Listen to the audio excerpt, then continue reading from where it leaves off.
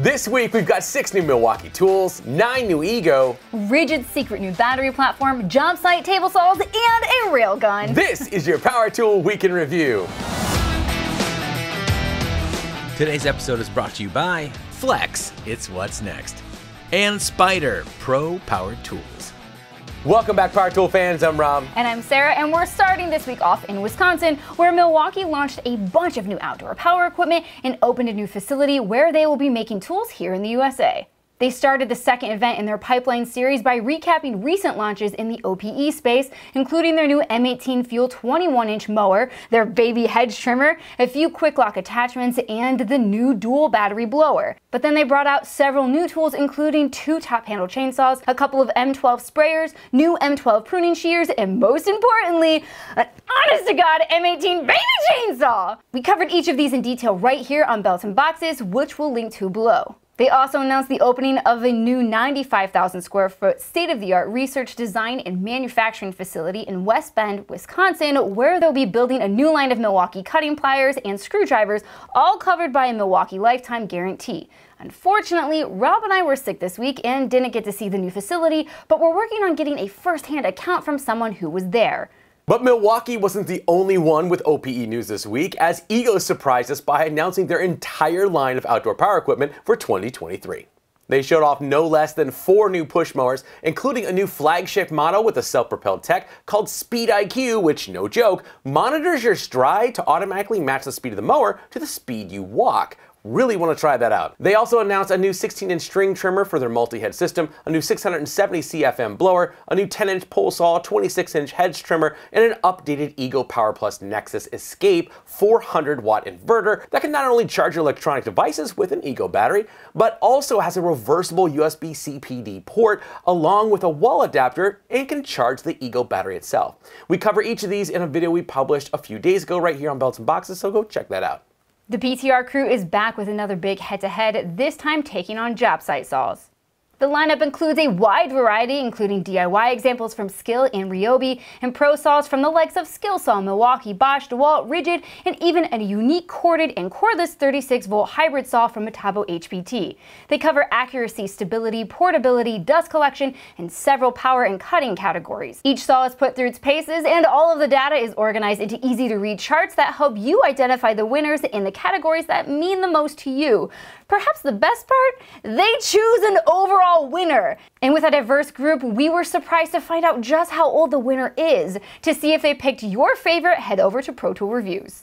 And yes, you're right, Clint, we do hate it when you don't choose a winner, so thank you for that. While we didn't receive any official press release yet from RIDGID, a few influencers that attended their RIDGID experience shared footage of a previously unannounced battery platform. Now, RIDGID hosts the RIDGID experience every year, and typically we do see some new products or updates, but nothing like this. RIDGID is apparently launching a whole new 60-volt battery platform this year, starting with the 760 FXP cordless version of their Power Pony threader, which is using the same 12R dies that we've seen from their industry standard 700 corded model. Based on what we saw, there are several key upgrades beyond being cordless, including dies that lock in place, extra room to put your hand so you don't need to touch the spinny object designed to cut metal, an LED light, and of course an auto stop that will keep the tool from spinning and taking the user for a ride. We've seen similar upgrades from DeWalt and Milwaukee, who both launched their own cordless threaders over the last 2 years. Price point is estimated at $2,100 with 2 of the 4 amp-hour batteries, and will no doubt be very popular when it launches this fall. But the most interesting question is, what other tools might RIDGID have planned for this new battery platform, especially considering we saw those huge 8 amp-hour batteries. We've reached out to RIDGID for answers, and we'll have more information for you soon. With all of the new Milwaukee tools flooding the market, we sometimes forget that it's often the accessories that can make the biggest difference on the job. To help us illustrate this point, our buddy Eric from Mechanical Hub took a break from clearing the literal and philosophical sludge from our pipes to highlight 5 Milwaukee accessory kits that could change the game for your local plumber. He covers the Milwaukee Switchblade self-feed bits, a few hole dozer and big hog hole saw kits, and some specialty drill bits that he finds the most useful. He puts them all to use in a variety of materials and makes some suggestions that would be valuable for any tool user. While you're over at Mechanical Hub, be sure to check out his recent video about recruiting youth into the trades. Alright, it's time to check in with the tool torque testers at the Torque Testing Channel. This week, if for some reason you haven't clicked the notification bell on their channel, noob, right, then you're actually in for a treat. Why? Because once again, they've strayed from the typical impact wrenches you find in the aisles of your home improvement store and went looking for something special. And they found it. That's a Racine 910071 gas-powered impact wrench designed specifically for railway work. Yes, please. And while yes, it sports some really good numbers, it's hindered by its focus on a very specific job. The torque testing team runs it through their standard torque testing, putting it up against the likes of the Milwaukee 1-inch D handle and of course their own gas-powered Franken-Torquer.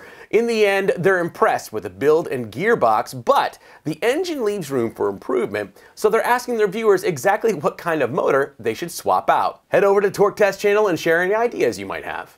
Speaking of high torque impact wrenches, DeWalt just announced their new 20V Max XR half-inch high torque impact wrench, model DCF 900, which comes with a hog ring anvil and claims 47% more torque over their DCF 899. It looks like a single model number can actually make a big difference.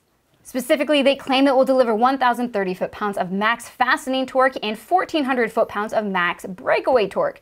Are we not calling it nut-busting torque anymore? Please don't. Snowflake.